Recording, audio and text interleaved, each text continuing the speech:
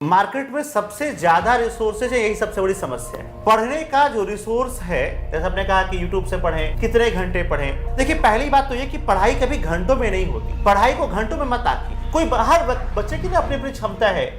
नमस्कार मेरे प्यारे दर्शकों, मैं रविनेश कुमार आज आपका स्वागत करता हूं अपने पॉडकास्ट में।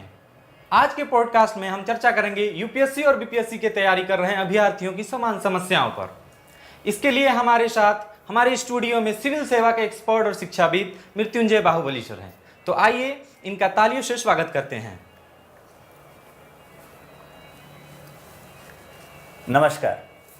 सबसे पहले हम ये जानना चाहते हैं सर कि आपने सिविल सेवा के शिक्षक के रूप में एक लंबी यात्रा तय की है, तो मैं चाहता हूं कि मेरे प्यारे दर्शकों को अपनी यात्रा के बारे में थोड़ा सा बताइए। देखिए, इस यात्रा की शुरुआत सन 2010 में होती है और तब होता है जब मैं 21 एसएसबी भोपाल से मेडिकल आउट हो चुका होता हूँ। दरअसल मैं कलर ब्लाइंड हूँ और 21 एसएसबी भोपाल से मैं मेडिकल आउट हुआ। उसके बाद वहीं पे काउंसलिंग होती है और उसके बाद उन्होंने कहा कि आपके पास एक बेहतर करियर ऑप्शन है सिविल सेवा का। और 2010 मेरा पहला अटैम्प्ट था यूपीएससी का और स्टेट कमीशन का, और सौभाग्य कहिए दुर्भाग्य कहिए, दोनों ही अटैम्प्ट में मेरा पीटी नहीं हुआ। लेकिन हाँ, एक बात समझ में आ गई थी कि अगला अटैम्प्ट में जरूर होगा। और सन 2011 में मैंने उत्तर प्रदेश लोक सेवा आयोग का वो पहला मेंस दिया जो सिविल सेवा परीक्षा के लिए मेरा पहला मेंस था। और वहाँ से हमने फिर पहले बनारस में तैयारी प्रारंभ की थी। छोटा सा शहर था, बहुत अच्छी सुविधाएं उस समय हम लोग के ज़माने में सन 2010 में इतनी अच्छी सुविधाएं नहीं थी। आज तो बनारस भी यूपीएससी के लिए एक उभरता हुआ केंद्र है। तो पिताजी ने कहा कि प्रयागराज चले जाओ, और जब यूपीएससी का मेंस दिया तो फिर 2011 में ही मैं प्रयागराज के बाद दिल्ली में सेटल हुआ और हमने मुखर्जी नगर से कुछ क्लासेज वगैरह की और यहाँ से सिविल सेवा देने का दायरा प्रारंभ हुआ। सन 2011 वो समय है जब यूपीएससी बड़े बदलाव कर रही है सिविल सेवा में, और पहली बार यूपीएससी ने सीसैट को इंट्रोड्यूस किया। और सीसैट के दम पे, जीएस के दम पे तो नहीं हो रहा था, लेकिन सीसैट के दम पे, मेरा मैथ्स था बैकग्राउंड, तो सीसैट के दम पे मुझे यूपीएससी का पहला मेंस मिला। और अब उसके बाद ये प्रक्रिया चल पड़ी। तो 2013 वो समय है जब से मैंने पढ़ाना शुरू किया। 2013 का इंटरव्यू था और उसके पहले मैंने पढ़ाना शुरू किया था, शायद इस वजह से कि ठीक है एक आध क्लासेज लेंगे, बहुत ज़्यादा क्लासेज लेंगे नहीं। और वो एक क्लास से ये सफ़र प्रारंभ हुआ था जो आज यहाँ तक पहुँचा है। आप बच्चों का प्यार मिला, और जब प्यार मिलता गया तो डिमांड बढ़ती गई, और डिमांड बढ़ती गई तो उसकी सप्लाई के लिए मुझे अपने आप को फिर पढ़ाई के रास्ते से डिस्ट्रैक्ट करके पूरी तरह से झोंकना पड़ा। और मैंने पूरी तरह से झोंका और आज मैं आप बच्चों के प्यार के साथ मृत्युंजय राय से मृत्युंजय बाहुबली बन चुका हूँ। तो इस तरह से सफ़र की शुरुआत हुई और आज देश की जितने भी तमाम प्रतिष्ठित संस्थान हैं, जितनी भी बड़ी एडुटेक कंपनियां हैं, चाहे आप किसी का भी नाम आप जानते हो, उन सब में मैंने सेवाएं दी हैं। चाहे आप बात बायजूस की करें, चाहे आप बात अनअकैडमी की करें, फिजिक्स वाला की करें, ओनली आईएएस की बात करें, इन सारे संस्थानों में मैंने अपनी सेवाएँ दी हैं और लगातार इन बड़े प्लेटफॉर्म्स के साथ में जुड़ा रहा हूँ। लखनऊ, जयपुर, आगरा, इसके अलावा पंजाब और हरियाणा के कुछ शहरों में, हिमाचल प्रदेश, शिमला और कश्मीर तक में पढ़ाया है। बिहार में पटना, छत्तीसगढ़ में रायपुर और झारखंड में रांची, और आंध्र प्रदेश या तेलंगाना कहिए आज तो हैदराबाद तक मैंने अपने अध्यापन का कार्य किया है, अपनी सेवाएं दी हैं। और आज बड़ी खुशी होती है कि बहुत सारे बच्चे हैं जो सिविल सेवा में अपनी अहम भूमिका निभा रहे हैं। बहुत सारे बच्चे सिलेक्टेड भी हैं। इसके पहले भी अपने बहुत सारे वीडियोस देखे होंगे। तो ऐसा ये सफ़र रहा मेरा मृत्युंजय राय से मृत्युंजय बाहुबली सर बनने का, और आप बच्चों का ये प्यार मिलता रहा मुझे। आपकी यात्रा बहुत ही इंटरेस्टिंग और चैलेंजिंग रही है। तो अब आते हैं हम लोग मुद्दे पे। हमारा पहला प्रश्न है कि जो बच्चे बिगिनर हैं, जो स्टार्टिंग करते हैं, उनमें सबसे बड़ी समस्या ये होती है कि कौन बुक पढ़े, कहाँ से पढ़ें। तो इसके बारे में आप थोड़ा सा हमारे दर्शकों को बताइए। देखिए, वो जो बिगनर बच्चे हैं जिनको बहुत आइडिया नहीं है सिलेबस का, या सिलेबस का, चलिए यूपीएससी का वेबसाइट जाके देखिए पहले एक बार। सबसे पहला काम कीजिए कि जो सिलेबस है ना प्यारे बच्चों, उसको एक बार अपने हाथ से लिख करके अपने दीवार पे पेस्ट कीजिए। आपको जो भी परीक्षा देनी है, पहला काम आज से अभी से पहला काम कीजिए कि वो सिलेबस हाथ से लिखिए। आप कहेंगे हाथ से काहे लिखें, प्रिंट आउट का जमाना, प्रिंट आउट काहे नहीं लें? बिल्कुल प्रिंट आउट ले लीजिए, आपके पास पैसे भी होंगे और आप प्रिंट आउट ले भी सकते हैं। लेकिन जब आप हाथ से लिखेंगे ना तो उस सिलेबस के साथ आपका आत्मसातीकरण होगा जो प्रिंटर मशीन के साथ नहीं होगा। उस सिलेबस के साथ आपका आत्मसातीकरण, उस सिलेबस के साथ आपका वो घनिष्ठ संबंध जुड़ना जरूरी है अगर आप सिविल सेवक बनना चाहते हैं तो। आप यकीन मानिए बहुत सारे बच्चे अंधी भीड़ में शामिल हैं। मैंने तमाम कोचिंगों में ऑफलाइन ऑनलाइन बहुत पढ़ाया है। मैं गारंटी देता हूं कि अगर हम सिलेबस पूछ लें तो सिलेबस नहीं बता पाएंगे। मैं आज आपको हर पेपर, चारों पेपर यूपीएससी के, जीएस के, एसए और ऑप्शनल में इतिहास ऑप्शनल रहा है मेरा, आपको मैं एक लाइन का सिलेबस बता सकता, एक पॉइंट सब पॉइंट बता सकता हूं। क्योंकि हम लोगों ने उस जमाने में सिलेबस को लिखा था हाथों से और लिख करके उसको दीवार पे चस्पा कीजिए। तो सिलेबस से पहले आत्मीयता का संबंध बनाइए, सिलेबस का आत्मसातीकरण कीजिए, यह सबसे जरूरी है। सर, आपने सिलेबस के आत्मसातीकरण के बारे में बताया। मैंने खुद इतना सोचा नहीं था कि आप इतना अच्छे से सिलेबस के इंपॉर्टेंस को बताइएगा। मान लिए कि सिलेबस कंप्लीट हो गया, हाथ से लिख लिए, समझ गए, इसके बाद बच्चे क्या करेंगे? एक बड़ी अच्छी कहावत है, a well begin is half done. आधी लड़ाई खत्म हो चुकी है। मैं सच बता रहा हूं मेरे प्यारे बच्चों, आप जैसे सिलेबस को अपने हाथ से लिख के चिपकाएंगे आधी लड़ाई पूरी हो चुकी है। लेकिन अगला सवाल यह था कि अब क्या करें, सिलेबस तो लिख लिया। देखिए अब आपको जरूरत है उस सिलेबस के अनुसार कुछ किताबों की पाठ्य सामग्री। और फिर इसके पहले कि आप हमसे पूछ लें कि सर लगे हाथ पाठ्य सामग्री बता दीजिए, तो मैं खुद बता देता हूं कि देखो यार, सिलेबस जब दिमाग में बैठ गया तो उस सिलेबस को एनसीईआरटी में ढूंढ। एनसीईआरटी में ही क्यों, तमाम में 150 किताबें हैं, बल्कि 1500 किताबें हैं, 1500 नोट्स है कोचिंग का, यूट्यूब के मास्टरों का, या और भी बहुत सारा। अब तो चैट बाबा आ गए हैं, चैट जीपीटी, गूगल बाबा पे बहुत सारा नोट्स पड़ा होगा, बहुत सारा पीडीएफ होगा। सब कुछ के बाद जो रामबाण है वो एनसीईआरटी है। क्यों? आप जब पुराने पेपर देखिएगा ना तो आपको दिखेगा कि अरे यार ये सवाल तो क्लास 6 के ज्योग्राफी की किताब से आया है। सीधा सवाल यूपीएससी का मैं दिखा सकता हूं क्लास 6, क्लास 8, क्लास 9 के ज्योग्राफी से।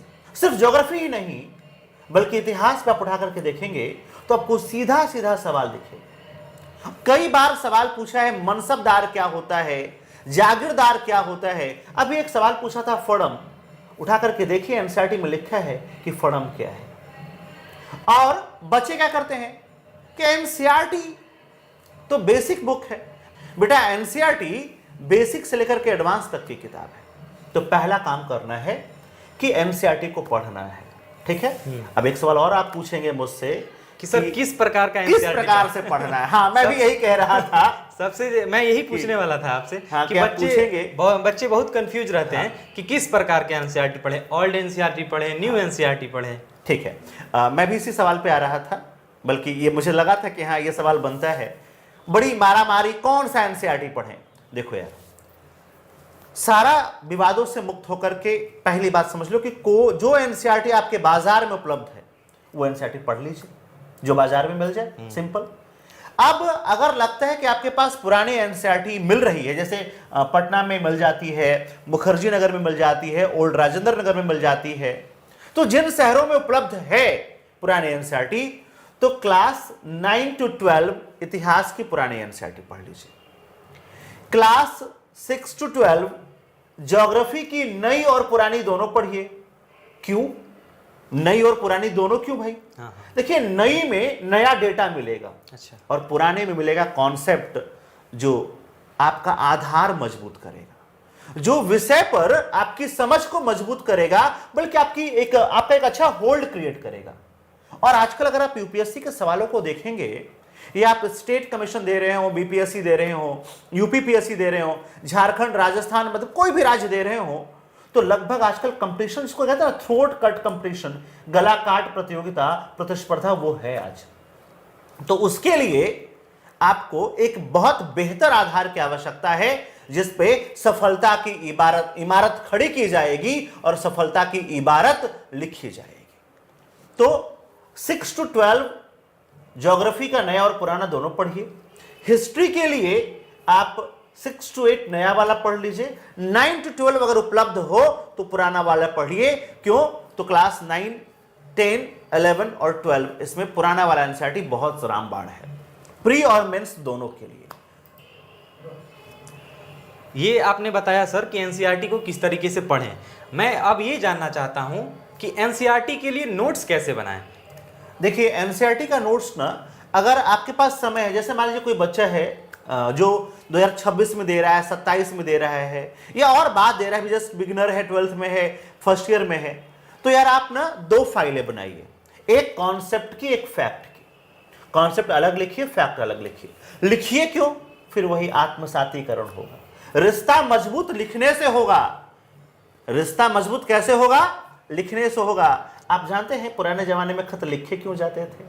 आज देखिए व्हाट्सएप के जमाने में रिश्ते कमजोर हो रहे हैं, पुराने जमानों में खतों ने रिश्ते मजबूत कर रखे थे। तो लिखने से क्या होगा? तो आत्मसातीकरण की प्रक्रिया होगी, आपका एनसीईआरटी से रिश्ता मजबूत होगा। और किसी और से हो ना हो, एनसीईआरटी से मजबूत रिश्ता सफलता की पहली गारंटी है। अब जो बच्चे बिल्कुल लगता है कि हाँ इसी साल देना है, तो वो 2 रंग के हाइलाइटर्स का यूज करें। एक रंग से कॉन्सेप्ट, दूसरे रंग से फैक्ट करेंगे, तो इस तरह से आप पूरी एनसीईआरटी को कवर कर सकते हैं। सर मेरा अगला सवाल ये है कि छात्रों में बहुत सारा डिलेमा रहता है कि कितना घंटा पढ़े, कहाँ से पढ़ें, यूट्यूब से पढ़ें, मार्केट में इतने सारे रिसोर्सेस हैं, तो वो कैसे पढ़ाई किया जा सके इतने डिस्ट्रिक्शन के साथ। देखिए ऐसा है कि मार्केट में सबसे ज़्यादा रिसोर्सेज है, यही सबसे बड़ी समस्या है। पढ़ने का जो रिसोर्स है, जैसे आपने कहा कि यूट्यूब से पढ़ें, कितने घंटे पढ़ें। देखिए पहली बात तो ये कि पढ़ाई कभी घंटों में नहीं होती है। पढ़ाई को घंटों में मत आंकिए। कोई हर बच्चे की ना अपनी अपनी क्षमता है। कोई बच्चा एक ही टॉपिक को आधे घंटे में तैयार करता है, कोई 2 घंटे में तैयार करता है। तो पहले अपनी क्षमताओं को जानिए, आपके पास कितनी समय की उपलब्धता है उसको पहचानिए और उसके अनुसार अनुशासनबद्ध होकर के पढ़िए। अब सवाल उठता है कि YouTube से पढ़ें, कोचिंग के नोट से पढ़ें, PDF से पढ़ें। देखिए कोई एक सोर्स फॉलो कीजिए। अगर आप कोचिंग जाते हैं, और कोचिंग वाले आजकल संस्थानों में जो नोट्स मिल रहे हैं, अच्छे नोट्स मिल रहे हैं, कोई दिक्कत नहीं है। मैं यहाँ क्रिटिसाइज करने नहीं बैठा हूं। आप किसी अच्छे कोचिंग का कोई नोट्स उठा लीजिए, लगभग सारी बातें, 2-4 बातों को छोड़ करके मोर और लेस सब सेम है। तो किसी सोर्स से पढ़िए, स्टैंडर्ड कोई अच्छा सोर्स हो अगर किसी कोचिंग का, तो उससे पढ़िए। और एक नोट्स को 20 बार पढ़िए। आजकल जानते हैं बच्चा क्या करता है? 20 किताबों को एक बार पढ़ता है। उल्टा कीजिए इसको, एक किताब लीजिए, एक नोट्स लीजिए, उसको 20 बार पढ़िए। और मैं गारंटी देता हूं, आप जितनी बार उसी किताब को पढ़ेंगे, उसी नोट्स को पढ़ेंगे, आपको हर बार कुछ नया मिलेगा। तो घंटों के बारे में मत सोचिए, टॉपिक्स को नोट कीजिए सुबह कि आज ये टारगेट है, और रात को सोने से पहले उस टारगेट को अकम्प्लिश करके सोइए, उसके बिना मत सोइए। सर ये तो बात हो गई पढ़ने की। अब बहुत सारे बच्चे चाहते हैं कि मैं अपना नोट्स बनाऊं, मैं खुद का नोट्स बनाऊं, हैंड रिटेन नोट्स बनाऊं, तो वो कैसे बनाएं? देखिए हैंड रिटेन नोट्स बनाना बहुत ज़रूरी है, और उसके लिए कुछ मत कीजिए। जब भी आप कोई चीज़ पढ़ रहे हो ना, उसका साइनॉप्सिस बनाइए। साइनॉप्सिस कैसे बनाएंगे? तो उसको 3-4 बार पढ़ करके उसका जो क्रक्स है, जो निचोड़ है, उसको पिक्टोरियल रिप्रेजेंटेशन कीजिए। समझते इसका मतलब? उसको डायग्राम के फॉर्मेट में बनाइए। अगर मैं एक लाइन में कहूं तो मैं चाहता हूं कि आप अपने पीडीएफ का जो बुक है, जो नोट्स पीडीएफ में है, वो जेपीजी में कन्वर्ट कर लीजिए। अब मन में सवाल आ रहा होगा, क्यों भाई, पीडीएफ में क्या समस्या है? तो पीडीएफ में समस्या नहीं है। वैज्ञानिकों ने यह सिद्ध किया है कि जो हमारी मेमोरी है वो सेव जेपीजी फॉर्मेट में होती है। इसीलिए नोट्स को 3-4 बार किताबों को पढ़िए, उसके डेटाज को, उसके फैक्ट को, उसके कॉन्सेप्ट को पिक्टोरियल फॉर्मेट में अपनी कॉपी पे जरूर बनाइए। और ऐसा कुछ कीजिए, जैसे मान लीजिए कोई किताब पढ़ रहे हो आप, 250-300 पेज की किताब है, मैं ये चाहता हूं कि पिक्टोरियल रिप्रेजेंटेशन में वो 300-400 पेज की किताब 100 पेज में आ जाए। क्यों 100 पेज में आ जाए? एग्जाम से ठीक पहले 400 पेज का पीडीएफ नहीं पढ़ा जाएगा आपसे, लेकिन 100 पेज का डायग्राम आप बस ऐसे पलटते रहेंगे, देखते रहेंगे, और वो दिमाग में छपता रहेगा। तो जीरो टाइम पे यही फायदा करेगा। कि जितना से जितना हो सके अपने नोट्स में डायग्राम का यूज। हाँ, डायग्राम का यूज करें, फ्लो चार्ट का यूज करें, इमेजेस का यूज करें, जो आपको समझ में आए। और एक कोशिश और करनी है कि वो आपकी अपनी भाषा में होनी चाहिए, सर की भाषा में, आपकी भाषा में, या किताब की किताबी भाषा भाषाओं में का कम से कम। हाँ, कम से कम उपयोग करें, क्योंकि वो बहुत लंबे समय तक रहेगा नहीं। सर ये तो बात हो गई नोट्स बनाने की। अब अगला सवाल ये होता है कि बच्चे कोचिंग का चयन कैसे करें और कोचिंग का क्या इंपॉर्टेंस है। और जो बच्चे ग्रामीण क्षेत्रों में हैं, जो बच्चे बच्चियां ग्रामीण क्षेत्रों में हैं, तो क्या उन बच्चों का सपना आईएएस बनने का जो उन्होंने देखा है वो पूरा नहीं हो सकता है विदाउट कोचिंग, जो अफोर्ड नहीं कर सकते हैं फीस को, इतनी महंगी महंगी कोचिंगों को। देखिए ऐसा है कि मैं ये नहीं कहूँगा कि हाँ कोचिंग के दम पे ही सफलता पाई जा सकती है, ये बिल्कुल बेकार की बात है। हाँ, कोचिंगों का रोल है, क्या रोल है, तो वो आपके लिए थोड़ा सा जो सिलेबस है उसको समझा करके, उसके नोट्स को प्रोवाइड करके थोड़ा आपके मार्ग की परेशानियों को कम करने का प्रयास करते हैं या कम करते हैं। तो बिना कोचिंग के भी सफलता प्राप्त की जा सकती है, बिना कोचिंग के भी लोग सिलेक्ट हुए हैं, इसमें दो राय नहीं है। आपका अगला सवाल था कि कोचिंग का सिलेक्शन कैसे किया जाए। देखो यार, आजकल जो तरीका है कोचिंग के सिलेक्शन का वो ये है कि खंभे पर कितने फोटो टंगे हैं, हकीकत कुछ और है। मैं कहना नहीं चाहूँगा, मैं मुस्कुरा करके इस सवाल को यहीं छोड़ूंगा। बाकी आप समझदार है, समझ जाएंगे कि खंभों पर टंगे फोटो हकीकत बयां नहीं करते, वो हकीकत से अलग है। अब चयन कीजिए उसके नोट्स को देख करके, उसके क्लासेस को देख करके। कोचिंगों में शिक्षक पढ़ाते हैं, जाइए 3 दिन 4 दिन 6 दिन जितना आप डेमो ले सकते हैं, और जब तक बिल्कुल कोचिंग वाला मना ना कर दे कि भाग जाओ यहां से, बिना पैसा के इस गली में दिखाई मत पड़ना, तब तक जाके डेमो लीजिए, तब तक वहां बने रहना। हाँ, बने रहिए। 2-4 झूठ बोल करके सर कल, सर परसों, सर पैसा नहीं आया, एक आध दिन अल्लाह और करेंगे, ताकि आप समझ पाए कि हाँ प्रक्रिया कैसी चल रही है। ठीक है। और देखिए, सारी कोचिंगों में सच बताऊं कि कोचिंग अच्छी और बुरी जैसा होता नहीं है। हाँ, अगर अच्छी कोचिंग का मतलब यह है कि वो अपना सिलेबस समय पर पूरा करा दे। एक बार रिकॉर्ड भी देख लीजिए, एक बार थोड़ा आसपास पता भी कर लीजिए कि रिकॉर्ड करा रही है कि नहीं करा रहे हैं ठीक से, पूरा रिकॉर्ड समय पूरा करा रहे हैं कि नहीं करा रहे हैं। केवल होर्डिंग आपने देखा कि बस होर्डिंग पे फोटो आ गया और आपने जाके पैसा भर दिया, तो ऐसा बेवकूफाना कदम मत उठाइए। जाकर के एक बार थोड़ा सा सिलेबस देखिए कि आप पूरा कैसे कराते हैं, क्या क्या कराएंगे, टेस्ट सीरीज कितना देंगे, एसए का पेपर पढ़ाएंगे कि नहीं पढ़ाएंगे, सीसैट पढ़ाएंगे कि नहीं पढ़ाएंगे। ठीक है, किस किस विषय के लिए कितने घंटे निश्चित किए गए हैं। अब मालूम चला कि आप कोचिंग और आपको बताएगा कि भैया पूरा जो इतिहास है वो 40 घंटे में पूरा करा देंगे। कैसे पूरा करा देंगे? जीएस पेपर 4 बड़ा लंबा पेपर है। अब कोचिंग वाला बता रखा आपको कि 60 घंटे में। पूछिए उनसे कि जीएस पेपर 4 पे कितना घंटा मिलेगा पढ़ने को, जीएस पेपर 3 में साइंस पे कितना फोकस दोगे। तो थोड़ा सा जब डिटेल में बात करेंगे ना, तो डिटेल में वही बता पाएगा आपको जिसके पास साल भर का लेक्चर प्लान है, जिसका लेक्चर प्लान पहले से प्लान्ड है। ऐसे शुरू कर दिया, लेक्चर प्लान नहीं है, वो बता ही नहीं पाएगा आपको। तो मतलब कि कुछ तो गड़बड़ है। ठीक है। दूसरा कि जो गरीब बच्चे हैं, एक बात बताऊं, जब मैं तैयारी करने गया था ना, उस समय एक आईएएस हुए थे गोविंद जायसवाल। गोविंद जी के पिताजी रिक्शा चालक थे। तो अगर रिक्शा वाले का बेटा आईएएस बन सकता है तो फिर गरीबी कहां आड़े आती है। मैं आपको कुछ बात बताता हूं। वो बच्चे जो मुखर्जी नगर में, पटना में, लखनऊ, जयपुर में रह नहीं सकते, आजकल बहुत अच्छे अच्छे प्लेटफॉर्म्स हैं ऑनलाइन, सबको पता है, बहुत अफोर्डेबल फी में एजुकेशन दे रहे हैं।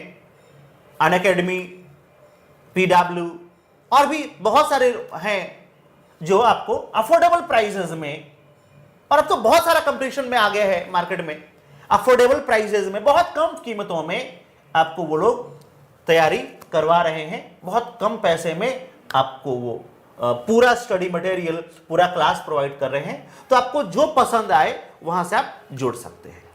तो आप गरीब हैं या आपके पिता की आय कम है, इस वजह से किसी का आईएएस बनने का सपना नहीं टूटेगा। सपना इस वजह से टूट सकता है कि आपके हौसले कमजोर हैं। अगर हौसले मजबूत हैं तो किसने कहा कि आसमां में सुराग नहीं हो सकता, किसने कहा कि आसमां में सुराख नहीं हो सकता, एक पत्थर तो तबीयत से उछालो यारो, एक पत्थर आपको भी उछालना होगा, ठीक है। बहुत बहुत धन्यवाद सर। मेरा अगला सवाल ये है कि आपके द्वारा क्या कदम उठाया गया है उन ग्रामीण सुदूर इलाके में बसे हुए बच्चों के द्वारा, बच्चों के लिए? देखिए ऐसा है कि अभी जो मेरा प्लेटफॉर्म है वो बहुत बिगनर प्लेटफॉर्म है। मैं अब तक किसी न किसी बड़े प्लेटफॉर्म से जुड़ा ही रहा हूँ। मेरा जो अपना चैनल है स्केल अप IAS, मैं उस पर बहुत सारी चीज़ें मुफ्त में भी डालता रहता हूँ और बहुत सारा कोर्स हम लोग अभी लाएंगे। जैसे मैंने कहा था NCERT, तो एक NCERT का बैच मैं लेकर के आऊँगा और बहुत जल्दी लेकर के आऊँगा। मैं कोई तारीख बता पाना थोड़ी जल्दीबाजी होगी, मैं कैसा कोई कमिटमेंट नहीं दूंगा, लेकिन मैं लेकर के आऊँगा और बहुत रिजनेबल चार्जेस होंगे। हो सकता है निःशुल्क हो या तो बहुत रिजनेबल चार्जेस में आपके पास उपलब्ध होगा। तो हम लोग लगातार कर रहे हैं। दूसरा ये है कि जो मेरा कंट्रीब्यूशन वो ये है कि मैं जिस विषय को पढ़ाता हूँ और जिस भी प्लेटफॉर्म पर पढ़ाता हूँ वहाँ पर कोशिश ये होती है कि वो सिलेबस को बहुत सारगर्भित तरीके से पूरा किया जा सके, क्योंकि अभी हम अपने चैनल पे बहुत सारा कुछ नहीं करा पा रहे हैं, क्योंकि अभी बाकी जगह से फुर्सत नहीं मिल पा रही है। तो मैं जहाँ भी कराऊँगा पूरी शिद्दत से कराऊँगा, पूरी ईमानदारी से कराऊँगा, यही मेरा आपसे वादा है। Thank you sir. इस यहाँ पे हम देख रहे हैं मैसेजों का श्रृंखला है और इस मैसेजों की श्रृंखला में मैं एक मैसेज पढ़ रहा हूँ। उसमें से एक विद्यार्थी कह रही हैं कि सर से अगर मिलना हो, सर से बात करना हो तो कैसे किया जा सके, कैसे आपसे जुड़ा जा सके? देखिए सब मुझसे जुड़ने का बहुत आसान सा तरीका है कि या तो आप गूगल पे मेरा नाम डाल दीजिए, मृत्युंजय राय, MRITYUNJAY, कुमार राय, आप जैसे डालेंगे मैं दिख जाऊंगा। वहाँ मेरा लिंक्डइन ID है, इंस्टाग्राम पे मैं भी हूँ। अच्छा। रील्स नहीं बनाता हूँ लेकिन मैं हूँ इंस्टाग्राम पे। आप फेसबुक पे भी मुझसे जुड़ सकते हैं, या आप चाहें तो जो है मुझसे, मतलब ऐसे सोशल मीडिया पे बहुत सारा साधन है जहां आप मुझसे जुड़ सकते हैं। सर मेरे एक और व्यूअर्स का मैसेज आ रहा है, वो बार बार कह रहे हैं कि सर मेंटरशिप प्रोवाइड कराते हैं क्या? इसके साथ मैं कुछ जोड़ना चाहता हूं। अगर मेंटरशिप आप करवाते हैं तो कैसे करवाते हैं और क्या करवाते हैं, किस तरीके से मेंटरशिप का फायदा बच्चों को होता है? देखिए हमारा जो मेंटरशिप है स्केल अप IAS का, उसमें अलग अलग प्रोग्राम है, अलग अलग बैचेस हैं। पहले बताओ कि हम लोग कराते क्या है, हमारा मूल मंत्र क्या है। हमारा मूल मंत्र है प्रैक्टिस, प्रैक्टिस और प्रैक्टिस। आपने सुना होगा, a practice makes a man perfect and women also. महिलाएं बुरा मान जाएंगी नहीं जोड़िएगा तो। हाँ, तो practice makes a man perfect and women also. तो हमारा मूल मंत्र प्रैक्टिस है। अब हम करते क्या है कि ये पूरा ऑनलाइन प्लेटफॉर्म है, इसके लिए आपको कहीं भी आने की जरूरत नहीं है। आप जहां भी हैं, जिस भी शहर में हैं, आप UPSC, BPSC और UPPSC इन तीन परीक्षाओं में प्रारंभिक और मुख्य परीक्षा को हमने कवर किया है। देखिए इसमें करते क्या है कि सबसे पहले मैं एक विषय शुरू करेंगे, और अभी एक चल रहा है श्योर 60, जिसमें केवल 60 बच्चे हम लेते हैं। और उन 60 बच्चों के लिए, हालांकि कोई टेस्ट जैसा चीज नहीं है, उन 60 बच्चों का एक ग्रुप होगा। अब हम पहले आज आपको एक नोट्स दे देंगे पूरा, या 10 पेज, 12 पेज, 20 पेज, जो भी हम दे पाएंगे आपको एक नोट्स देंगे। उस नोट्स में से हम आपको अगले दिन 7-8 सब टॉपिक, पहले एक टॉपिक देंगे और उसके 7-8-9 सब टॉपिक, कई बार 10 भी हो जाता है, उसका सिनॉप्सिस बनाने को कहा जाएगा आपसे। क्यों कहा जाएगा? आपको मैंने पहले ही कहा था कि रिश्ता मजबूत कैसे होगा, तो बिना लिखे नहीं होगा। तो लिखने के लिए क्या करना पड़ेगा, तो आपको सिनॉप्सिस बनाना होगा। और देखिए कोई बच्चा जो पढ़ने बैठा है ना, वो बिना देखे पढ़ तो सकता है, दिमागों में फिल्म चल रहा है, गर्लफ्रेंड चल रही है, बहुत सारा चीज और चल रहा है, लेकिन जब वो लिखने बैठेगा तो उसका कंसंट्रेशन हाई होगा।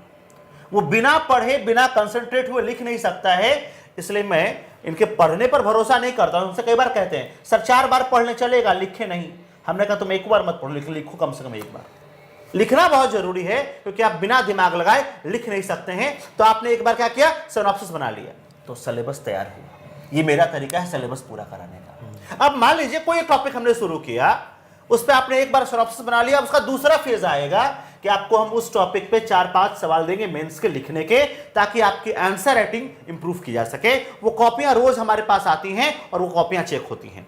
आपका जो सिनॉप्सिस है वो भी चेक होता है। अब आपका मेंस बहुत इंप्रूव हो चुका है, क्योंकि आप लगातार इस प्रक्रिया में रहेंगे। कब तक? तो पीटी से 4 महीना पहले तक। पीटी पे हम सिर्फ 4 महीना देते हैं। अब आपको हम पीटी के लिए थोड़ा सा फैक्चुअल नोट्स देंगे और उस पे बल्क में हर टॉपिक पे 200 और 250 क्वेश्चन देंगे। आप यकीन नहीं मानेंगे, यूपीएससी में हमने 35,000 एमसीक्यू का पूरा एक अपने ऐप पर क्विज सेट तैयार करा है। 35,000 एमसीक्यू। 35,000 कि पूछो जहां से पूछना है। इतना तो ये नॉर्मल कोचिंग वाले भी नहीं कराते हैं। नहीं, बात कोई क्या कराता है मैं उसमें नहीं पढ़ना चाहता हूं। मेरा आपको कहा ना, मूल मंत्र एक ही है, क्या? प्रैक्टिस। इतना हम प्रैक्टिस करा देंगे ना कि सवाल का कोई एंगल छूटेगा ही नहीं।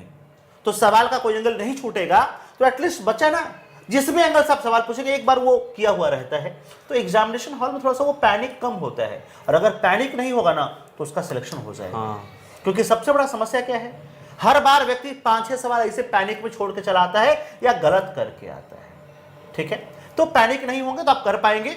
और जहां तक आपने पूछा जुड़ने के लिए, तो आप www.scalupis.com पे जाकर के इसे ज्वाइन कर सकते हैं। स्केलअप प्रेप ऐप है गूगल प्ले स्टोर पे, आप वहां से डाउनलोड कर सकते हैं। वहां पे मुझसे बात करने का भी ऑप्शन है। मुझसे मेरा व्हाट्सएप उस पर जो है सिंक्रोनाइज है, तो आप वहां मुझसे व्हाट्सएप पे भी मैसेज कर सकते हैं। यूट्यूब चैनल है अपना स्केलअप आईएएस के नाम से, आप वहां भी मुझसे मैसेज कर सकते हैं, कमेंट कर सकते हैं। तो ये तमाम साधन से आप इसे ज्वाइन कर सकते हैं।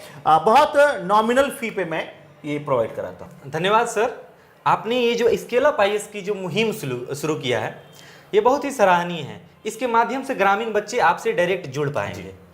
और लास्ट और अंतिम सवाल आपसे ये मैं पूछना चाहता हूँ कि यूपीएससी में सिलेक्शन लेने के लिए एकमात्र रास्ता बताइए, एक तरीका, एक लाइन में, कि यूपीएससी में कैसे सिलेक्शन लिया जा सके। देखिए, ये थोड़ा मुश्किल सा सवाल है कि एक लाइन में सफलता का मूल मंत्र, तो मेरे अनुसार अध्ययन प्लस चिंतन प्लस लेखन इज इक्वल टू सिलेक्शन।